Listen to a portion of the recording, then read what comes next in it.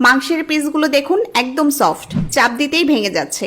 আলুটা দেখুন সেদ্ধ হয়ে গেছে, অথচ এখনো আস্ত আছে, চাপ দিতেই মোমের মতো গলে গেল।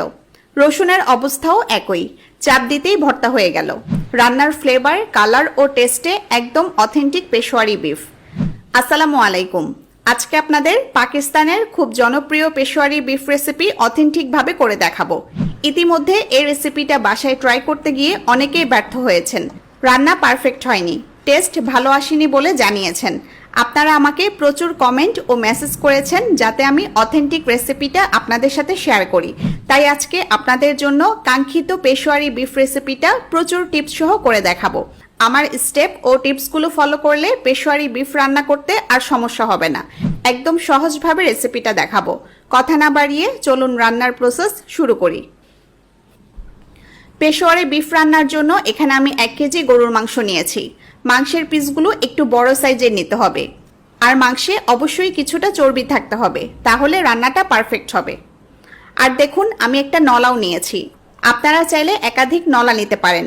অথেন্টিকভাবে রান্নার জন্য চর্বি সহ মাংস ও নলার হাড় অবশ্যই নেওয়ার চেষ্টা করবেন। যেহেতু রান্নায় আমরা কোনো তেল ব্যবহার করব না, মাংসের চর্বি রান্নায় খুব চমৎকার একটা তৈলাক্ত ভাব আনবে। মাংস খুব ভালোভাবে পরিষ্কার করে ধুয়ে পানি ঝরিয়ে নিয়েছি। এবার মূল রান্না শুরু করব। মিডিয়াম আঁচে চুলা জ্বালিয়ে একটা হাঁড়ি গরম করেছি। এখন হাঁড়িতে দিচ্ছি 4 টেবিল চামচের মতো ঘি। এই রান্নায় কোনো তেল ব্যবহার হয় না। অথেন্টিকভাবে রান্না করতে চাইলে ঘি অবশ্যই দিতে হবে, এতে রিয়েল টেস্ট ও ফ্লেভার দুইটাই আসবে। ঘি গরম হয়ে এলে এবার মাংস দিয়ে দিচ্ছি। মাংসের সাথে 1 টেবিল চামচ লবণ দিচ্ছি। লবণ দিয়ে মাংস ঘিয়ে ভেজে নিব। ঘিয়ে ভাজার ফলে মাংসের কাঁচা গন্ধ চলে যাবে। ঘিয়ে দেওয়ার কয়েক সেকেন্ড পরেই দেখবেন মাংসের কালার চেঞ্জ হয়ে যাবে। তবে নেড়ে নেড়ে কয়েক মিনিট ভাজতে হবে, যাতে পিসগুলোর ভেতর থেকে পানি বের হয়ে আসে। চুলা মিডিয়াম আঁচে রেখে সময় নিয়ে 2-3 মিনিট মাংস ভাজতে হবে। আমি প্রায় 3 মিনিটের মতো মাংস ভেজে নিয়েছি। পিসগুলো থেকে অনেক পানি বের হয়েছে। এখন চুলা মিডিয়াম থেকে লো করে দিব।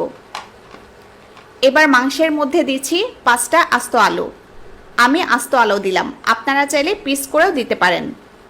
এরপর দিচ্ছি 4টা আস্ত রসুন।